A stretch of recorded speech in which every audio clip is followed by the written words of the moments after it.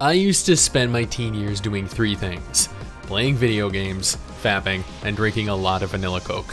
Now that I'm an adult, physically at least, and married, I only have time for two of those things. Playing video games is one, and much like you, I tend to lean towards certain types of games: single-player JRPGs, MMORPGs, and gacha RPGs. Those three types of games make up the very foundation of this channel. And while I've loved JRPGs for decades, I found a passion for gacha games in the last year. MMOs are the focus of this video. The most populated MMOs, more specifically. Unlike single-player JRPGs where population is inconsequential, or gacha games where greedy studios refuse to shut their game down if they can milk another dollar out of you, finding the right MMO is much more difficult. In part because the large majority of them suck, but also because players tend to occupy certain games and the rest are just left to die.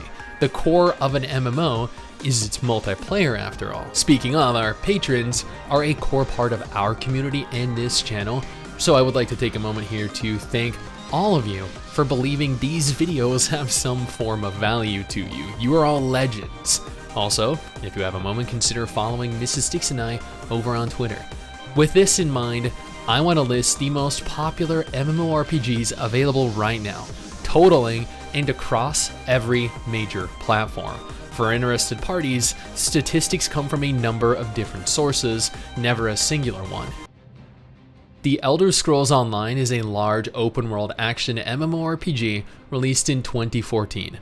The game is buy to play, requiring players purchase a game with a one-time fee and offering paid DLC and expansions, which provide a surplus of regular, new, high-quality content. The Elder Scrolls Online is also the only MMO set within the Elder Scrolls universe, the same universe shared with each of its successful predecessors, Skyrim, Oblivion, and Morrowind. On average, roughly 40,000 to 70,000 players log in and play the game each day, with an average of 200,000 to 300,000 players logging in and playing every month.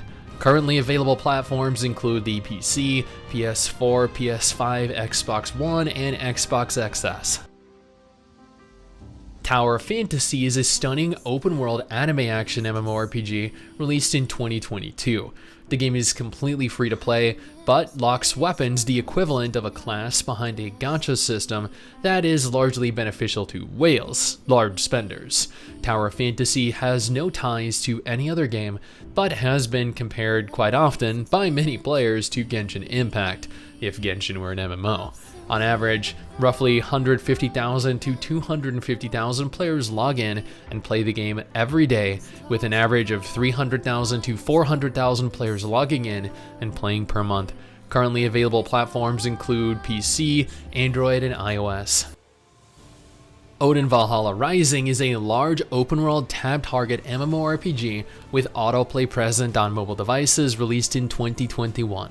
Many people claimed that this game drew significant inspiration from Black Desert Online, and admittedly I can see the resemblance, but ODIN Valhalla Rising is very much its own game.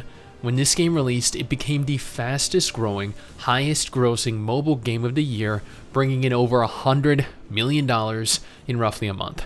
A year later, it still continues to average 100,000 to 200,000 players logging in and playing the game each day, with an average of 300,000 to 400,000 players logging in and playing per month. Currently available platforms include PC, Android, and iOS. Guild Wars 2 is a massive open-world hybrid action MMORPG released in 2012.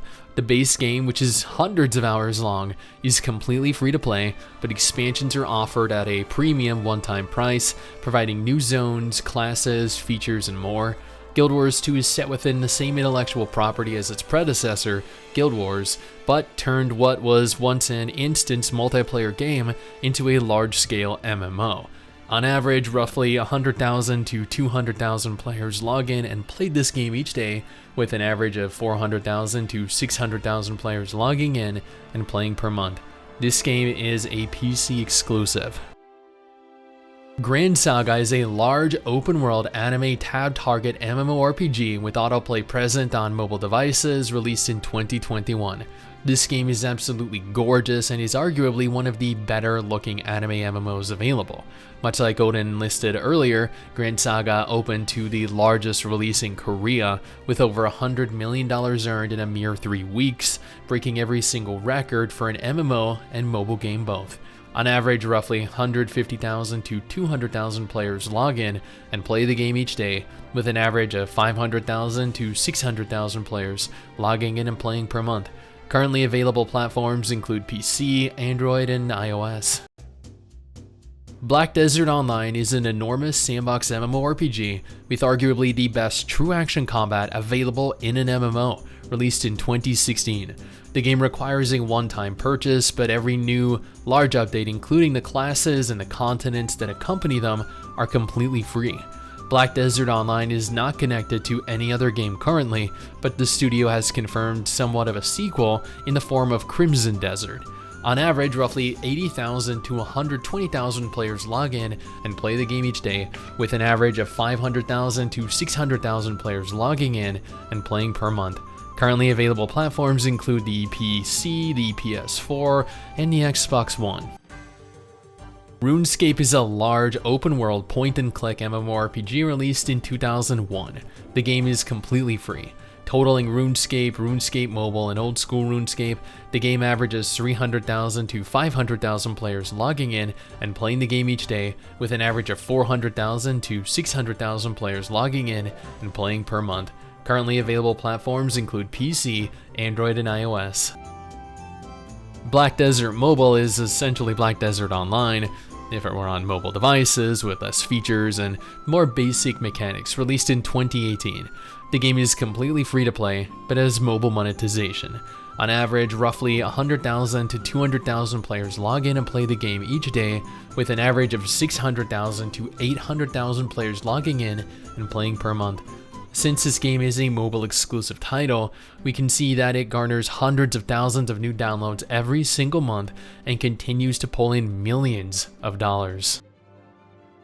Lost Ark is a large, segregated action MMORPG released in 2021.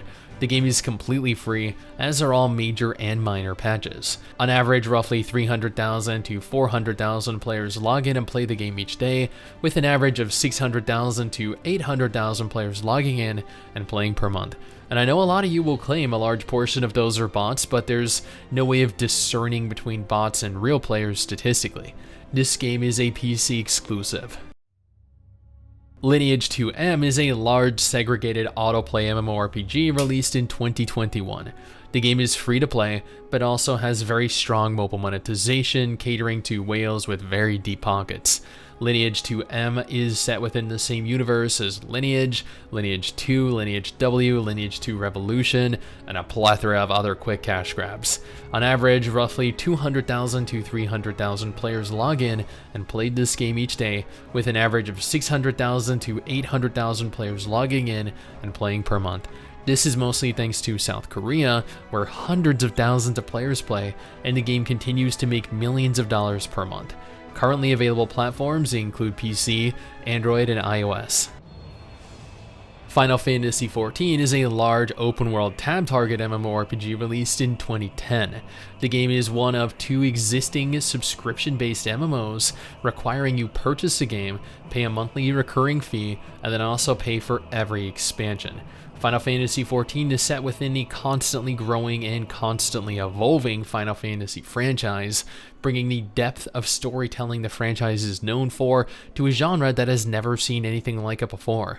On average, roughly 300,000 to 400,000 players log in and play the game each day, with an average of 800,000 to 1.2 million players logging in and playing per month.